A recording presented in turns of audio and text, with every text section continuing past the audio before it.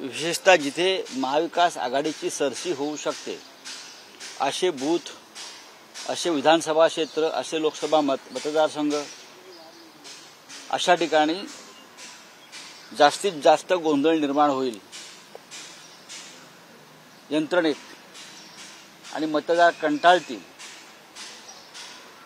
रांगेतून निघून जातील, अशा पद्धतीनं एक स्ट्रॅटेजी राबवली का काल, अशी शंका वाटावी असं चित्र आम्ही काल पाहिलं.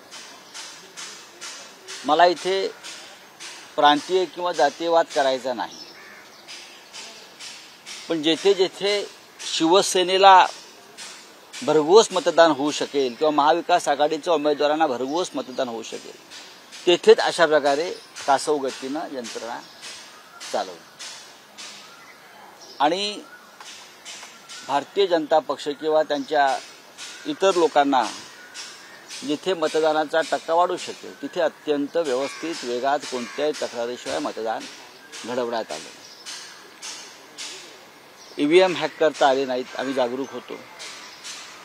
पैसे वाटप आम्ही पकडलं तरी पैसे वाटले, ठीक आहे, मग काय करायचं? मग अशा पद्धतीनं यंत्रणा ढिली करायची, लोकांचा छळ करायचा मतदारांचा. 4-4 तास रांगेत मतदान. तुम्ही डिजिटल इंडिया आहे ना, हे डिजिटल इंडिया आहे, ईव्हीएम आहे ना.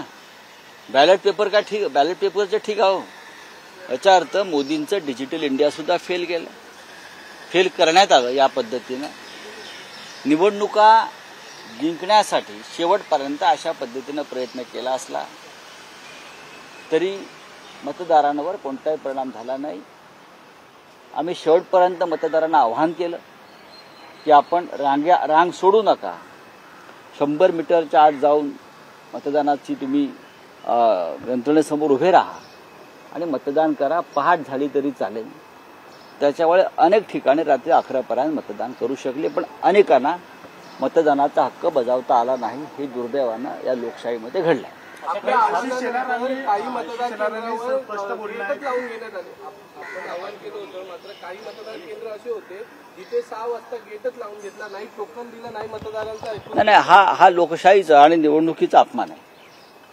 म्हणून तर आम्ही काल माननीय उद्धव ठाकरे आणि मी त्यांच्यावर स्वतः आदित्य ठाकरेजी आम्ही अनेक ठिकाणी जाऊन आलो, पाहून आलो हे चित्र काय आहे ते. आणि साधारण महाराष्ट्रातल्या 13च्या 13 लोकसभा मतदारसंघात अशा पद्धतीनं यंत्रणा बिघडवण्यात आली, राबवण्यात आली नाही, बिघडवण्यात आली.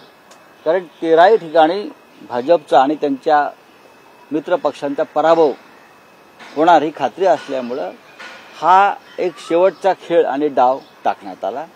पण मला खात्री आहे तरीही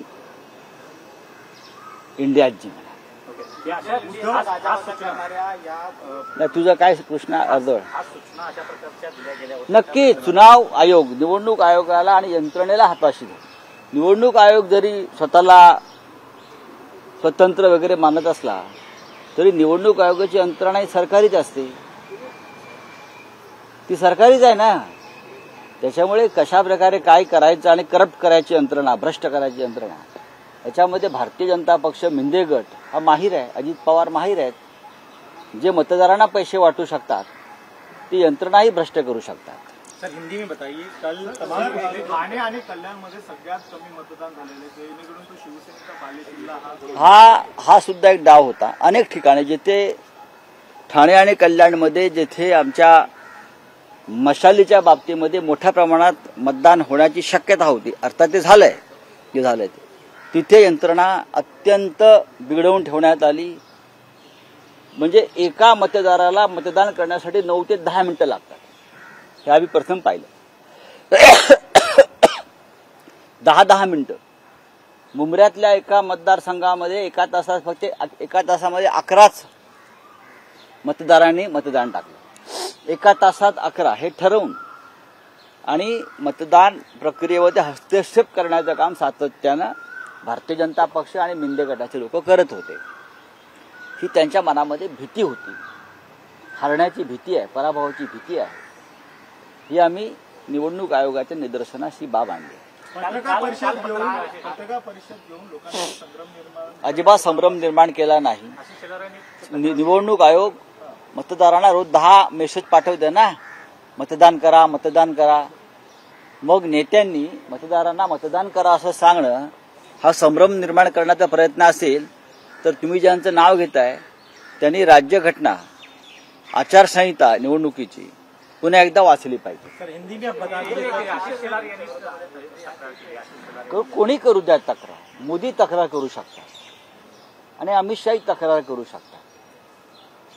जर ऐन निवडणुकीच्या मुद्द्यावर हे जात धर्म पंथाच्या आधारे राजकारण करू शकतात तर हे कोणत्याही थराला जाऊ शकतं.